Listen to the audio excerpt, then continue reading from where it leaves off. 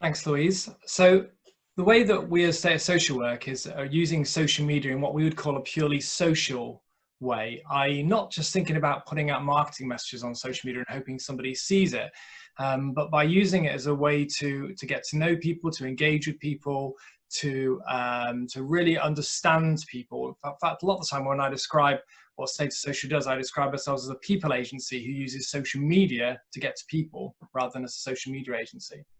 So how does that work? So how would it work in terms of the way we work with our clients? And this, I think this works just as well with building relationships with journalists.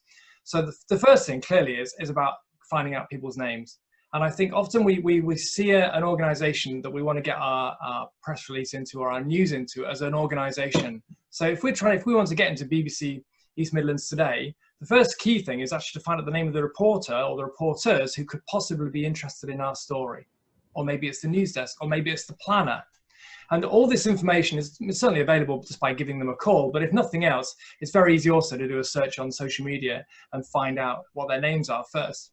So then it's about thinking, okay, well, if this is an area that we think they might be interested in, how do I then find them and build a relationship with them? So the first thing is then to find out what networks they're on. So obviously lots of journalists are on Twitter. Twitter is an easy place to find journalists. If you do a search on a particular name of an organization, you'll find lots of journalists who work for that organization. Again, it's worth working out. You might be able to find a journalist on there, but trying to find out what their role is really, really important. But okay, that's Twitter. A lot of journalists are increasingly on LinkedIn. They're not as active on LinkedIn, but they're still on there and they're still answering questions. And because if we go back to what I said in the first section about journalists being lazy and not really having enough time, I say lazy. Lazy is a bad term because I'm sure they're not lazy. They're probably overworked, but they haven't got the time to be able to find stories. That actually, to make it easy for them, we need to be able to build a relationship up with them, and we're more likely to be able to get a story to them if we make it easy for them to find the stories. So what happens if they're not on LinkedIn? What happens if they're not on Twitter? Well, could they be on Instagram? Could they be on Pinterest? Could they be on Reddit? You know, what network are those journalists on? Where are they most comfortable with? Now, I'm talking about here from a social point of view, not from a selling point of view. So the next stage then after you find their profile is then to research them. And the great thing about social media is it has so much information on there about somebody. And you'll find that often with journalists, for instance, they don't just tweet or talk about the news on their profiles, they talk about themselves. So for instance, on LinkedIn, obviously, people will put their background information. They'll put down what sectors they've worked in before. They might put down some of their interests. They might put down what university they went to.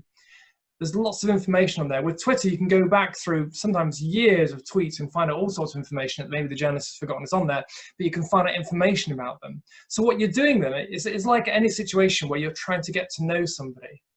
I remember hearing the story several years ago. My friend who lived next door to a guy who wanted to get to know better. He was one of his neighbors. He thought it was important to get to know his neighbors better. And his neighbor was obsessed with solar eclipses. Now, my friend had no interest in solar eclipses, but do you know what the best way of getting to know his neighbor was to ask him about solar eclipses?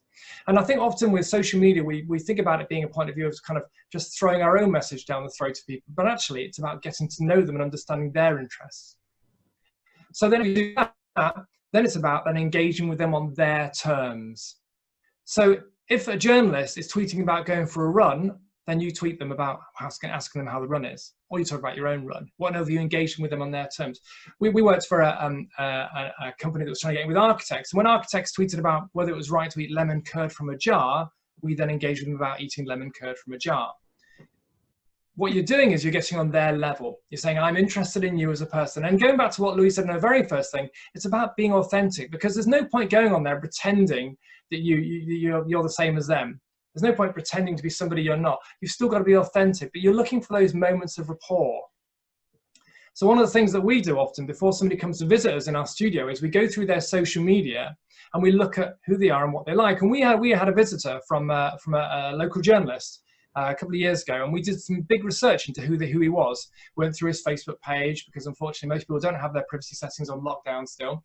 Went through his Twitter, went through his LinkedIn, and what we discovered was that he loved Disney. Unusual for a man in his 30s, but you know, I'll let that fly. So he walks into our studio, and of course, what do we have playing on our stereo? Because we have Google speakers in our stereo. What do we have playing? We have playing a Disney soundtrack. He walks into the office and he says, wow, any company that plays Disney must be a great company to work for. And he wrote a fabulous article all about Status Social because we did the research into him. Whenever we talk to anybody online, we always do research into them. What's they like? Where have they been? Who are they? What's their we find out all sorts of information. There's so much out there, scarily in some ways, but actually from a point of view of a journalist, there's lots of information out there which allows us to work out how they think. So even if you can't talk about it on social media with them, what it means if you do call them up, you can say to them, "Oh, I see you live running," or "I see you spent some time in Algeria," or whatever it might be. And you're then breaking down those barriers, and straight away you go to the top of their list because you've taken the effort to get to know them, which of course as a journalist is really important for them because of course they're really keen on research, but they just struggle with the time nowadays. So when you do the research into them, already you stand out from them, from other people rather. So find out who they are. And then when it comes then to sending the story, what I would say is don't send them the story on social media, because social media is kind of part of what I would call the marketing mix, or part of the PR mix in this case, is that you're using social media as a way to build the relationships with them, but actually there's no substitute for giving them a call or seeing them at an event and having a chat with them face to face. Because on social media, it's still very easy to ignore you. So I could build up rapport with somebody over social media. I could send them a story and I could say, "What do you think of this?" Because they're so busy, it's so easy to ignore it. But if I call up the newsroom and I say, "Hi, Bob, it's Mark here. We've been chatting over Twitter. Great. How's the running going?" "Oh, yeah, I'm really impressed. You're nearly out the way to the marathon now. Great. Oh, by the way, I'm ringing because I've got a story. This is it. What do you think?" And then Bob gives his reaction, and I say, "What is it? Is it worthwhile? Is it something of interest?" Bob might then give me some feedback, as a good reporter should do. Of course, he's more likely to give you feedback because you've already opened up your life to him and his to you. So using social media as a way to build those relationships with journalists, and think about it in a long-term thing. Don't think, okay, right, I need a story publisher. I better find a journalist and build a relationship with him. What you need to be doing now is, just like with Louise and her circles, is thinking, where's the media? Which media do I want to get on? Which media am I likely to want to get on? And therefore, let's start building the relationships with those people now. So in the future, when I have a story, then it's going to be uppermost in their mind. Plus, and when we go to the next session, also means that if something goes wrong, they're more likely to treat you with sympathy because they know you already.